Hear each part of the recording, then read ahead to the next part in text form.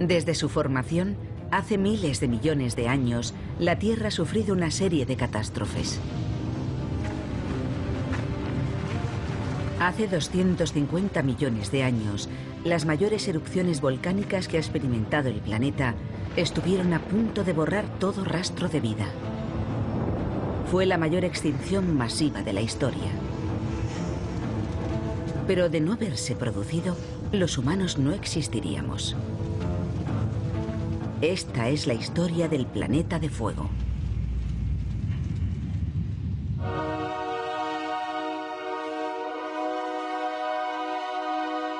Catástrofe. Planeta de fuego.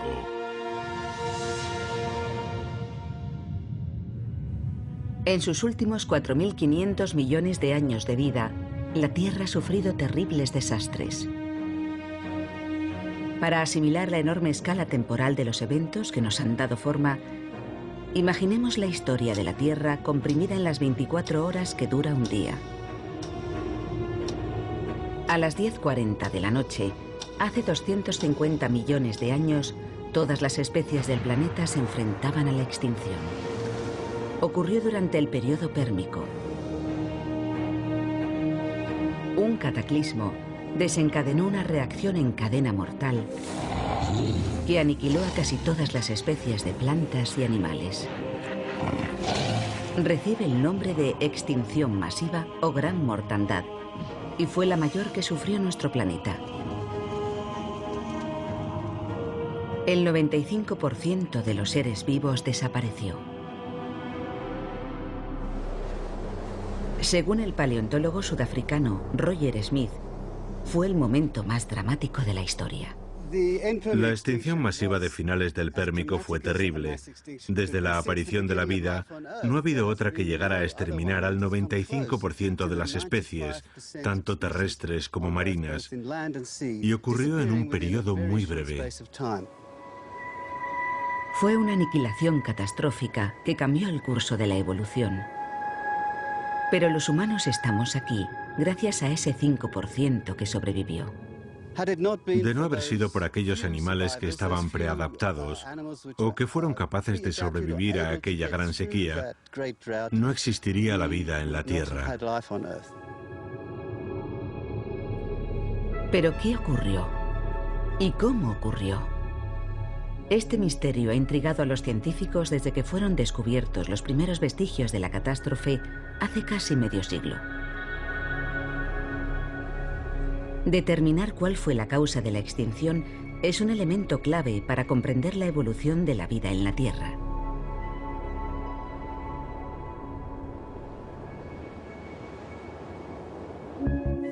La cuenca del Karoo, en Sudáfrica, estuvo poblada en otro tiempo por multitud de especies anteriores a los dinosaurios.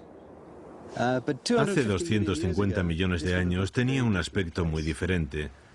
Las lluvias de las montañas alimentaban ríos con el caudal del Mississippi que serpenteaban por las llanuras.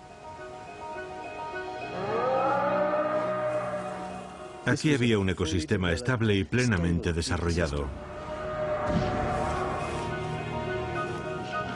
Los dictodones eran unos pequeños y abundantes herbívoros que se refugiaban entre la vegetación y vivían en madrigueras.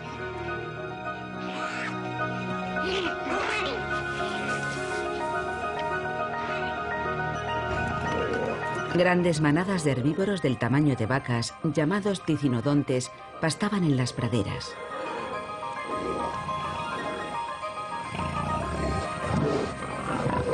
Pero un voraz asesino acechaba a las manadas.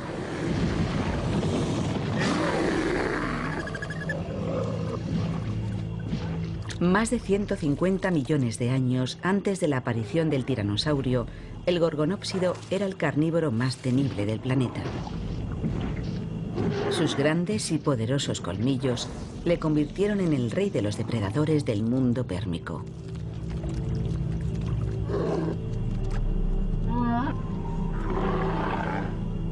Pero todos estos animales estaban condenados. Ninguno de ellos sobrevivió a la extinción masiva. ¿Pero qué acabó con ellos? Las pistas que indican cómo murió el mundo pérmico están enterradas en la cuenca del Karoo. Bajo este desierto, los paleontólogos han desenterrado estratos de rocas sedimentarias de este turbulento periodo. Las rocas sedimentarias estaban divididas en capas. Cada capa representa el momento en que fueron depositadas. Las capas más antiguas están abajo y las más recientes arriba. Estas rocas son como una máquina del tiempo. Nos permiten retroceder en la historia 250 millones de años. Uno de los estratos superiores contiene pistas sobre la posible causa de la extinción pérmica. Estamos sentados en lo alto del periodo pérmico y este intervalo nos muestra algo muy dramático grabado en su registro geológico. Debajo de mí, estas rocas verdosas, grises y azuladas indican que en el entorno había mucha humedad. En estas capas abundan los fósiles. Pero por encima de este estrato, la historia es muy diferente. De repente todo se vuelve rojo y ese enrojecimiento es una indicación de sequedad y de calentamiento repentino. Estas rocas rojizas revelan un repentino y violento ascenso de las temperaturas y señalan que en ese momento la vida en la Tierra estuvo a punto de extinguirse. Los fósiles nos indican que a partir de ese punto no queda prácticamente nada. Se convierte en una zona muerta. La vida casi había dejado de existir. Y no solo aquí. La misma zona muerta de piedra roja se encuentra en todo el mundo. Lo que significa que hace 250 millones de años, el cambio climático y la extinción masiva afectaron a todo el globo. Algo muy grande a escala planetaria elevó las temperaturas unos 10 grados centígrados, acabando prácticamente con todos los seres vivos. Son las 10:40 de la noche en nuestro reloj de la historia. Hace 250 millones de años, el planeta se hallaba en caída libre climática. La temperatura había ascendido unos 10 grados centígrados. El repentino y dramático calentamiento cambió el curso de la evolución en la Tierra y causó una extinción masiva tan devastadora que, según algunos científicos, tuvo que ser provocada por algo extraordinario, algo extraterrestre. ¿Pudo ser el impacto de un asteroide?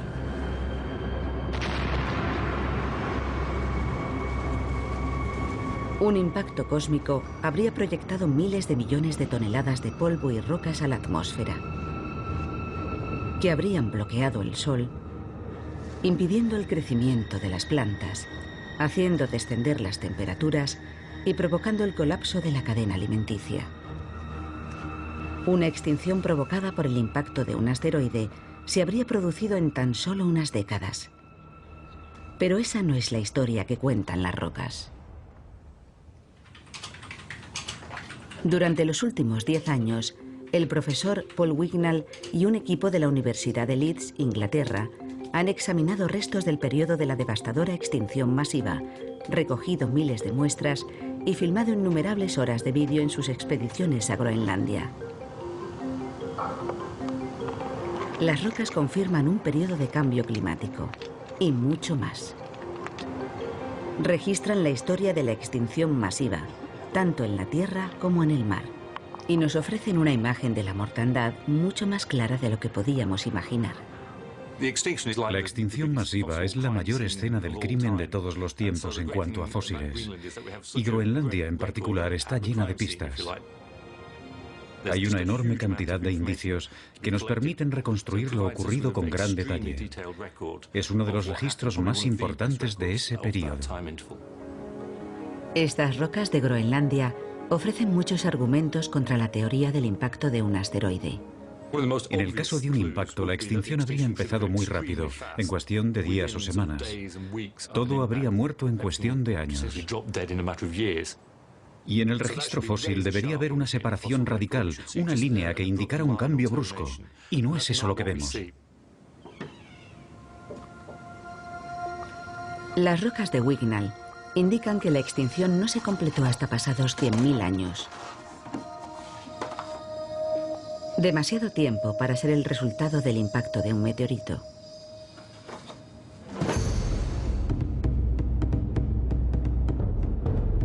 Las muestras halladas en Groenlandia sugieren que la extinción tuvo una causa diferente. Y el geólogo Mike Benton cree saber cuál fue. Él piensa que el desastre comenzó en las profundidades de la Tierra. Descartado un impacto, el tipo de catástrofe más dramático e instantáneo es el que habría desencadenado algún tipo de erupción volcánica. Así que es ahí donde debemos empezar a buscar. Los volcanes son la mayor fuerza destructiva de la naturaleza. Impulsados por una presión inimaginable en las profundidades del planeta, inundan nuestra atmósfera con gases tóxicos y roca fundida. En 1975, en Rusia, la erupción del monte Tolbachik fue tan descomunal que la pluma de ceniza y polvo era visible desde el espacio.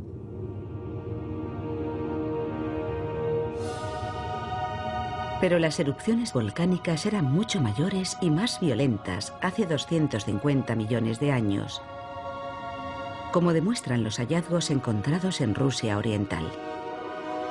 En Siberia, bajo las llanuras heladas de uno de los rincones más remotos de la Tierra, hay restos de la catástrofe que pudo haber acabado con la vida en nuestro planeta.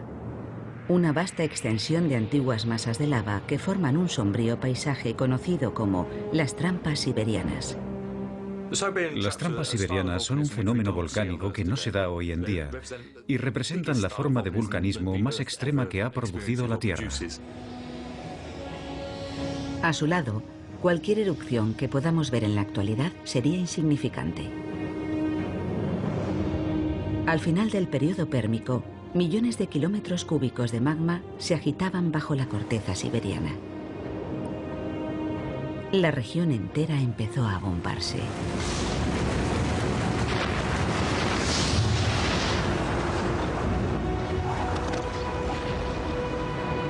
Finalmente, como una enorme ampolla, la corteza reventó, expulsando enormes cantidades de lava y sepultando la región bajo un mar de roca fundida. Un tipo de erupción denominada inundación basáltica. Esta fue la fuerza que provocó la extinción masiva. Hace 250 millones de años, la inundación basáltica de Siberia cubrió un área de la extensión de Estados Unidos bajo 1,5 kilómetros de roca fundida. Siberia terminó calmándose. Pero Islandia sigue siendo una de las zonas geológicamente más activas del mundo. Mike Benton investiga el terrible impacto que pudo tener aquí una pequeña inundación basáltica. Estamos en medio de un campo de lava en Laki, donde se produjo una inundación basáltica muy bien documentada que puede servir como una buena analogía de las trampas siberianas. En 1783 hubo aquí una erupción volcánica que duró unos 8 meses.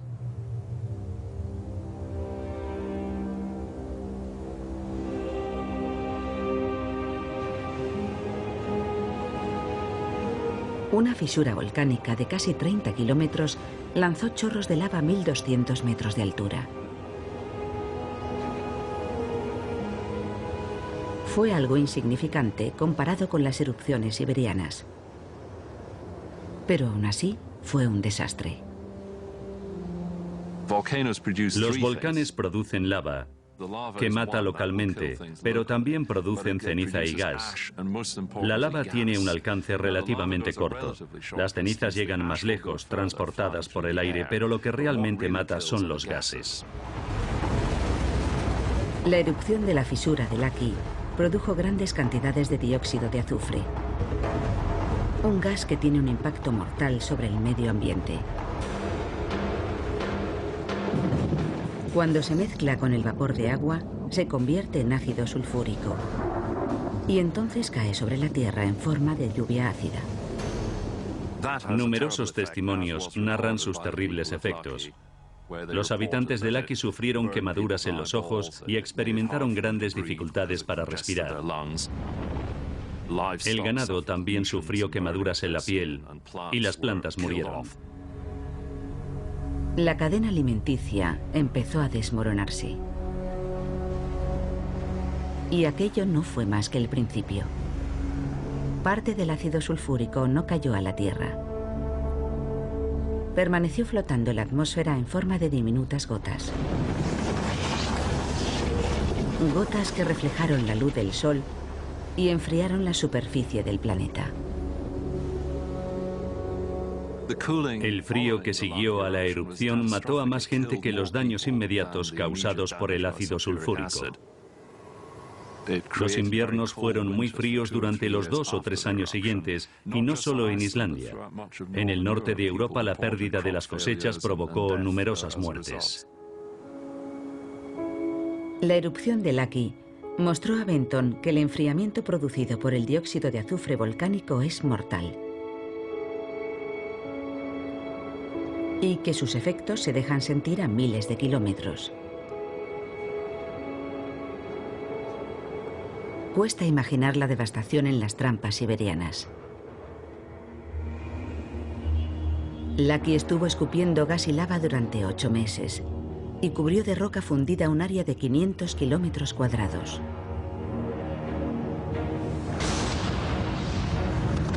La erupción de las trampas siberianas duró casi medio millón de años y cubrió de lava más de 5 millones de kilómetros cuadrados.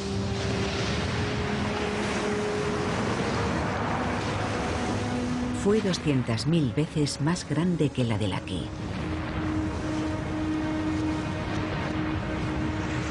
Benton ha conseguido reconstruir la cadena de eventos que convirtieron las erupciones de Siberia en un exterminador global. La secuencia más probable empieza con estas erupciones masivas en Siberia, que cubren de lava miles de kilómetros cuadrados de paisaje y provocan la destrucción y la devastación allá donde llegan.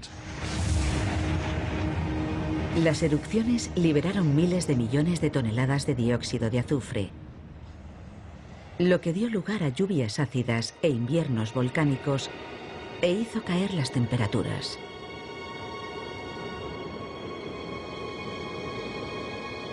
El cambio climático acabó con las plantas de todo el planeta y rompió la cadena alimenticia. Los herbívoros, como los dicinodontes, murieron de hambre. Y con ellos los carnívoros a los que servían de alimento. Un 10% de las especies desapareció. Pero esto no era más que el principio. Otro gas liberado por las trampas siberianas iba a empeorar enormemente las cosas.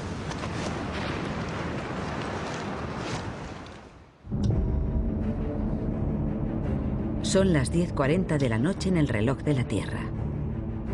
Hace 250 millones de años. Una serie de colosales erupciones han sumido al planeta en el caos. El dióxido de azufre liberado por las trampas siberianas ha diezmado a las especies. En Inglaterra, el paleontólogo Paul Wignall realiza autopsias a las víctimas de la extinción masiva. Los fósiles que ha recogido en Groenlandia atestiguan los efectos de los gases volcánicos. Las plantas fueron las primeras en verse afectadas. El registro fósil refleja un cambio en su composición. Y también empiezan a aparecer esporas con mutaciones muy extrañas.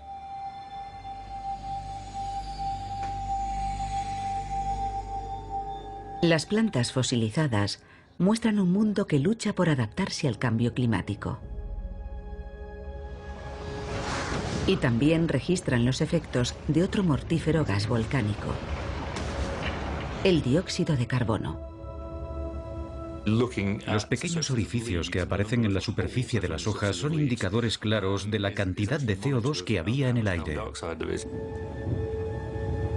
Las plantas necesitan dióxido de carbono para crear energía y lo absorben a través de diminutos orificios en la cara interior de las hojas.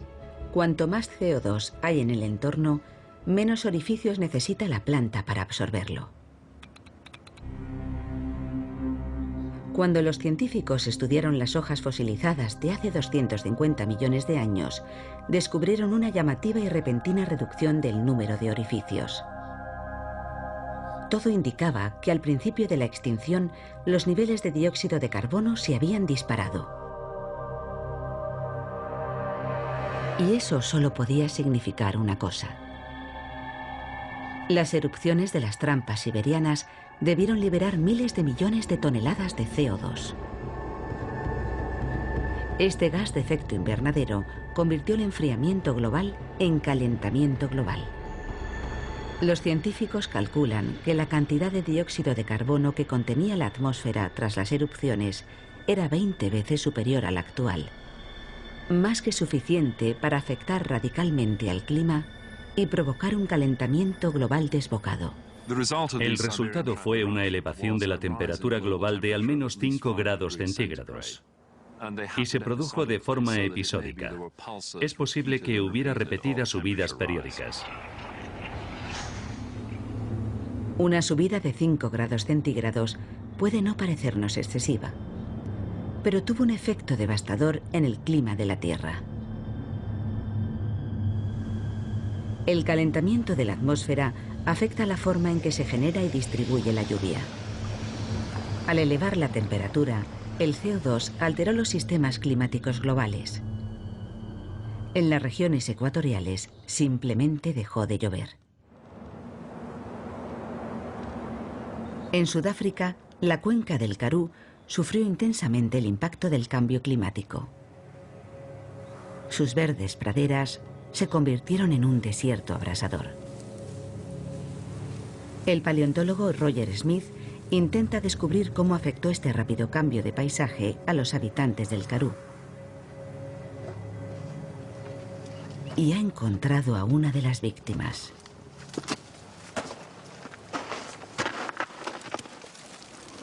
Esto es un cráneo fosilizado de Dicinodonte. Tenía el tamaño de una vaca y era uno de los últimos herbívoros del Pérmico.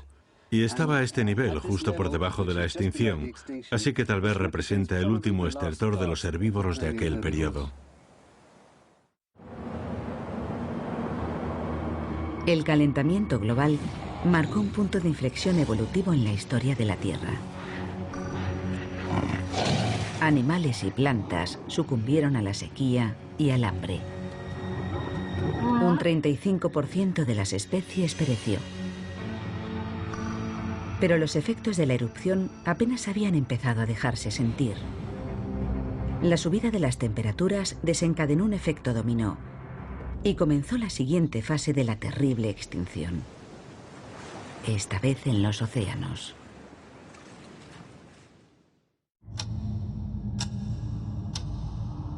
Son las 10:40 de la noche en el reloj de la Tierra. Hace 250 millones de años. Las erupciones volcánicas masivas liberaron primero dióxido de azufre, que enfrió el planeta, y después dióxido de carbono, que lo recalentó. Estos bruscos cambios climáticos acabaron con plantas y animales. La extinción se adueñó de la Tierra. Fue la primera fase del terrible exterminio de prácticamente todas las formas de vida. Pero también un momento crucial en la historia de la evolución. El futuro de la vida pendía de un hilo, pero no en todas partes. Hasta entonces, los océanos habían escapado de la extinción. Los océanos estaban llenos de vida. Había arrecifes de coral y otros muchos tipos de criaturas, como los tiburones, habitaban el lecho marino. Había una enorme diversidad. El agua sería de color azul, como en cualquier mar tropical. A cierta distancia tendría el aspecto de un arrecife actual. Pero el cambio climático iba a cambiarlo todo. El paleontólogo Paul Wignall ha encontrado pruebas de la siguiente fase de la mortífera extinción masiva: la muerte de los océanos. Esta es una de las rocas que hemos recogido en Groenlandia. Es muy negra, algo típico de este periodo, pero lo más revelador son estos bonitos cristales dorados. Esto es pirita, el oro de los tontos. Y si está ahí es porque no había oxígeno en el suelo marino. Es un descubrimiento de gran importancia. El llamado oro de los tontos solo puede formarse en un entorno carente de oxígeno. El descubrimiento de pirita en rocas de hace 250 millones de años solo puede significar una cosa. De alguna forma, los océanos se habían quedado sin oxígeno. Era un hallazgo de gran trascendencia, desconocido hasta entonces. Revelaba una repentina ausencia de oxígeno en el último período del Pérmico, algo completamente nuevo. Nos estaba sugiriendo una forma muy diferente de exterminio de la vida marina.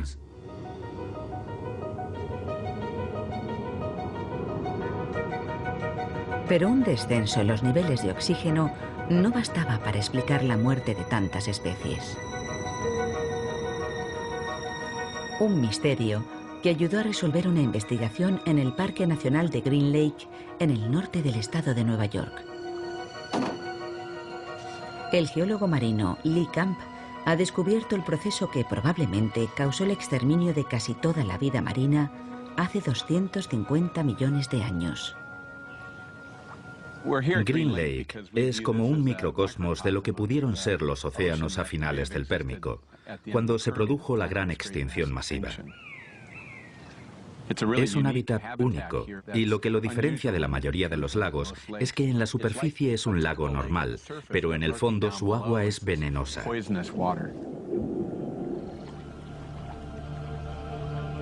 El lago tiene un aspecto normal, pero bajo la superficie se está muriendo, igual que los antiguos océanos del Pérmico. El agua se está estancando y los niveles de oxígeno están descendiendo. Camp y un equipo de la Universidad de Pensilvania llevan 5 años monitorizando la lenta muerte del lago. En el fondo, han encontrado colonias de cromatiales o bacterias rojas del azufre, un organismo que solo vive en aguas ricas en un gas altamente tóxico, el sulfuro de hidrógeno. El sulfuro de hidrógeno o ácido sulfídrico es un residuo producido por bacterias que prosperan en aguas carentes de oxígeno. Cuando los niveles de oxígeno caen hasta un punto mínimo, los organismos que no toleran el oxígeno empiezan a multiplicarse y a producir un residuo, el ácido sulfídrico, que es venenoso para los seres que respiran oxígeno. El ácido sulfídrico es un ingrediente clave en la formación de la pirita. Las grandes cantidades de pirita presentes en las rocas recogidas en Groenlandia indican que el mismo proceso que se está desarrollando en este lago tuvo lugar a gran escala en los océanos pérmicos. Camp y su equipo están registrando el ascenso de los niveles de ácido sulfídrico y lo hacen controlando el crecimiento de las bacterias rojas del azufre y las variaciones de la profundidad a la que se encuentran. Saben que han encontrado bacterias cuando sacan agua rosada. El agua rosada indica la presencia de bacterias rojas del azufre. Es lo que nos indica que estos organismos han alcanzado una densidad de población considerable. Cuando hay tantos, el agua se vuelve rosada. Por debajo de esta capa tóxica, los animales que respiran oxígeno no pueden sobrevivir. Camp va registrando minuciosamente la profundidad a la que encuentra agua rosada en las diferentes zonas de Green Lake.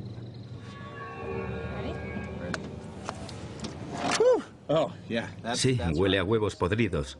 Es espantoso. Según descienden los niveles de oxígeno en el lago, aumenta la presencia de ácido sulfídrico y aparece agua rosada cada vez más cerca de la superficie. Eso significa que el veneno está ascendiendo y matando a todos los animales que respiran oxígeno. Green Lake es solo una pequeña extensión de agua, pero imaginemos el mismo fenómeno a escala global. En los océanos pérmicos, vistos desde el espacio, las zonas que hoy aparecen verdes habrían tenido un color rosado por la abundancia de bacterias rojas del azufre. La investigación de Camp nos permite imaginar lo que ocurrió en los océanos del mundo durante la extinción masiva. Las rocas del mismo periodo muestran que fue un fenómeno global.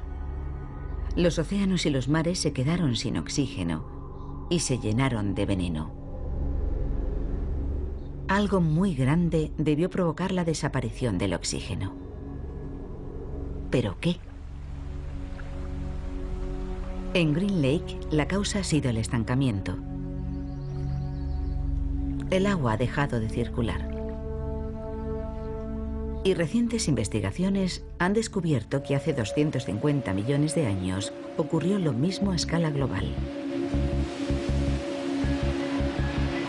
Normalmente, el oxígeno se disuelve en la superficie del agua marina. A continuación, es transportado por las corrientes que circulan entre el ecuador y los polos. En el ecuador, el sol calienta el agua marina. Cuando el agua caliente se mueve hacia los polos, se va enfriando y se hunde, transportando el oxígeno disuelto y permitiendo que los océanos y sus habitantes respiren. Hace 250 millones de años, el proceso era el mismo. Pero entonces se produjo la erupción de las trampas siberianas y la temperatura subió unos 5 grados. Lo más significativo para el mundo y para los océanos fue la forma en que afectó a la circulación de estos. Es como dejar una pecera en la ventana a pleno sol. El agua pierde el oxígeno y termina estancándose. Y eso es precisamente lo que creemos que le ocurrió a los océanos a finales del período pérmico.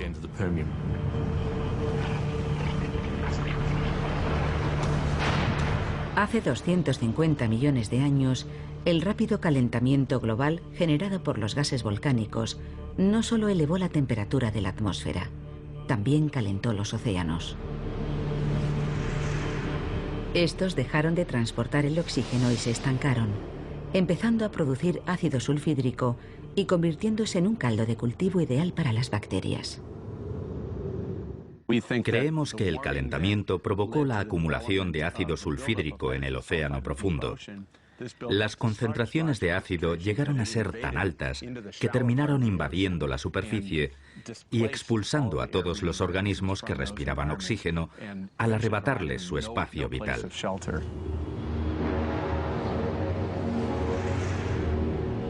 El cambio climático, desencadenado por las trampas siberianas, ya había matado a 1/3 de las especies terrestres. Y al elevar la temperatura de los océanos, provocó la muerte de casi el 100% de la vida marina. Pero la matanza no había terminado. Oculto en el fondo de los océanos, aguardaba otro asesino. El que iba a acabar prácticamente con el resto de los seres vivos del planeta.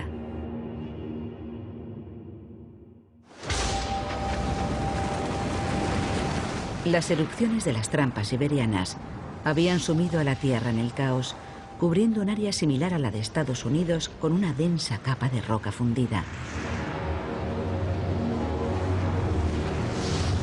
Lo que puso en movimiento una cadena de eventos que estuvo a punto de acabar con todas las especies de la Tierra. El dióxido de azufre provocó lluvias ácidas e inviernos repentinos.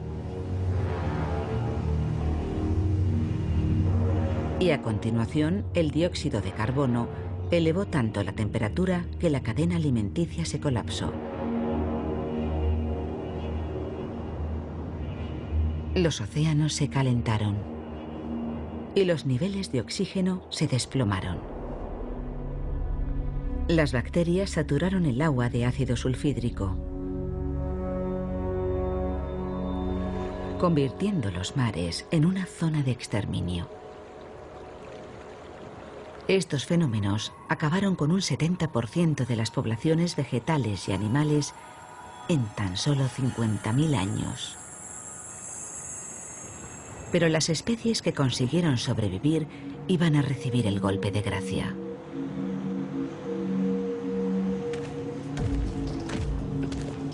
En Islandia, Mike Benton está buscando pistas sobre la causa de esta oleada final de extinciones. Cuesta comprender que un aumento del CO2 y una repentina subida de las temperaturas pudieran causar una catástrofe de tales dimensiones. Un ascenso repentino de 5 grados centígrados no exterminaría la vida de una forma tan catastrófica. Algo más tuvo que contribuir a una extinción a tan gran escala.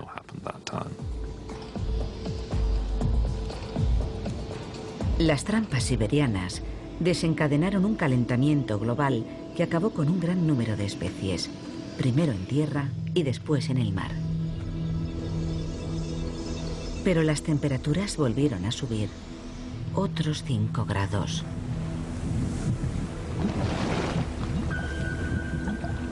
Provocando una segunda oleada catastrófica de extinciones en tierra firme. Los científicos sabían que el CO2 liberado por las trampas siberianas había provocado la primera subida global de las temperaturas, pero el segundo salto seguía siendo un misterio. Debían encontrar algo aún más fuerte, capaz de acelerar el calentamiento global a una escala sin precedentes.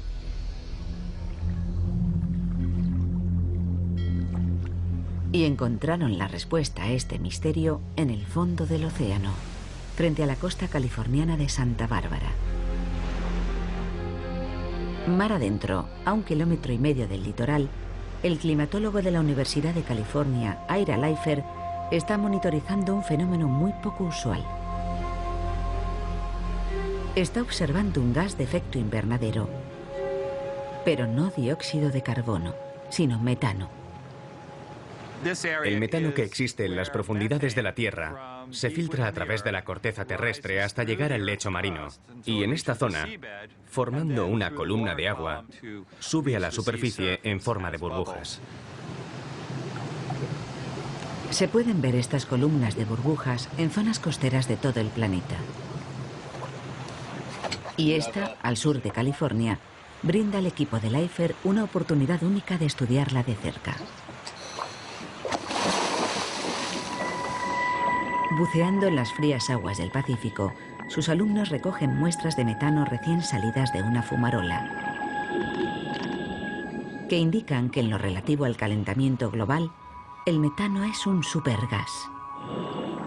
El metano es un gas de efecto invernadero muy potente, unas 20 o 25 veces más potente, molécula por molécula, que el CO2. Es decir, que si liberamos en la atmósfera una molécula de cada gas, la de metano tendrá un efecto 20 veces mayor. La cantidad de metano liberada por fumarolas como esta es demasiado pequeña para explicar la subida adicional de 5 grados registrada hacia el final de la extinción masiva. Pero hay otra fuente de este gas que sí podría haberlo hecho. En el océano profundo, la parte más inexplorada y menos conocida de la Tierra, hay enormes cantidades de una sustancia llamada hidrato de metano. El hidrato de metano es un sólido cristalino compuesto por gas metano y agua helada. Se calcula que 30 billones de toneladas yacen congelados en el fondo marino. En estado gaseoso, desencadenaría un desastre global. Leifer piensa que tal vez fue eso lo que ocurrió hace 250 millones de años. Si imagináramos la extinción masiva como algo comparable a un genocidio, a una escala inimaginable, y nos preguntáramos quiénes pudieron ser los responsables, en primer lugar, examinaríamos los indicios y haríamos una lista de posibles culpables. Y en el primer puesto estaría el hidrato de metano, por su gran volumen y su conocida inestabilidad. El metano congelado es ultrasensible al calor. Una pequeña elevación de la temperatura podría desestabilizarlo y provocar la liberación de este poderoso gas de efecto invernadero. Si la atmósfera se calentara, el océano también lo haría. El hidrato de metano liberaría el gas que, al calentar aún más la atmósfera, produciría un nuevo aumento de la temperatura y la liberación de más metano. Sería un ciclo constante de retroalimentación. Hace 250 millones de años, miles de millones de toneladas de gases volcánicos desencadenaron uno de estos ciclos. La temperatura de la Tierra se elevó 5 grados centígrados, suficiente para deshelar el hidrato de metano congelado del fondo de los océanos y liberar en la atmósfera miles de millones de toneladas de este poderoso gas de efecto invernadero.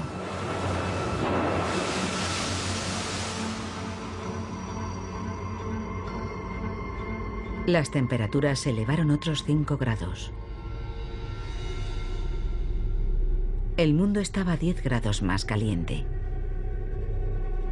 La vida no pudo adaptarse a este repentino cambio climático. La casi totalidad de los seres vivos sucumbió. Primero murió la escasa vegetación que quedaba. Después, los pocos herbívoros supervivientes. Y con ellos, los últimos carnívoros. La cadena alimenticia no solo se había roto, prácticamente había dejado de existir. Pero a pesar de esta abrumadora serie de catástrofes, la vida evolucionó y con ella la raza humana.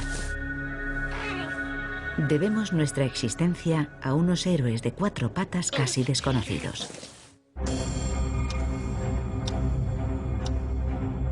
Hace 250 millones de años, el planeta había sido arrasado por salvajes erupciones volcánicas.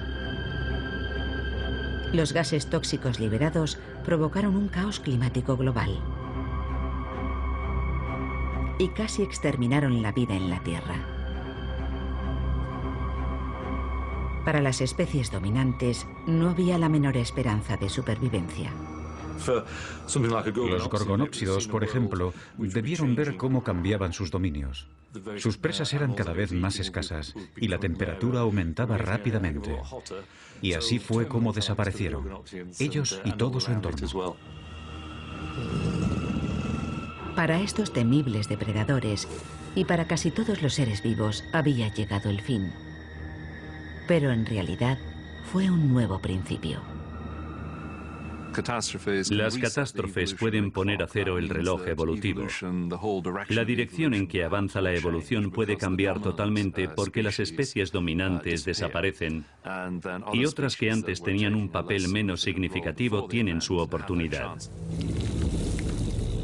Hace 250 millones de años, la extinción masiva brindó una oportunidad evolutiva única a un pequeño y modesto animal. El cinodonte era un aperitivo habitual de los gorgonópsidos, pero al aprender a refugiarse en sus madrigueras, se mantuvo fuera del alcance de los depredadores. Un hábito que resultó muy útil cuando el cambio climático abrasó la superficie de la Tierra. Los tubérculos y raíces subterráneas le proporcionaron alimento y agua. En la cuenca del Karoo, en Sudáfrica, el paleontólogo Roger Smith ha hecho un importante descubrimiento. Esto es una madriguera del Triásico inferior y sabemos por los fósiles que hemos encontrado en ella que era un refugio de cinodontes.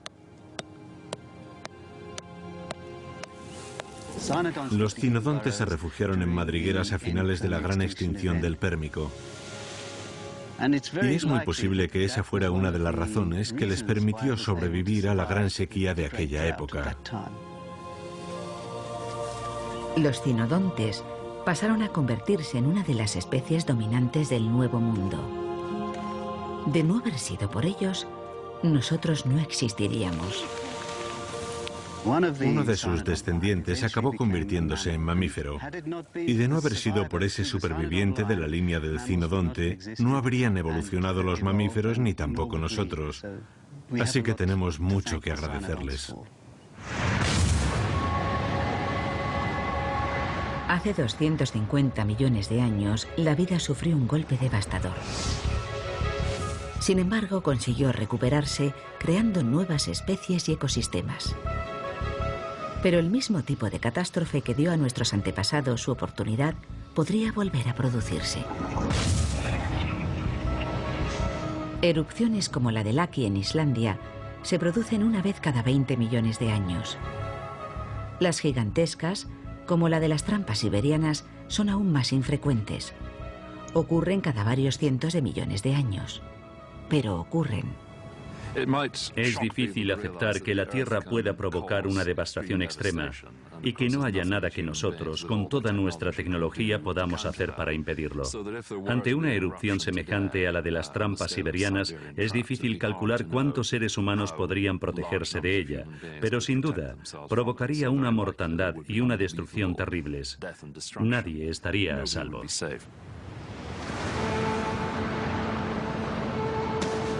Pero es posible que la mayor amenaza al futuro de la humanidad no sea un fenómeno natural.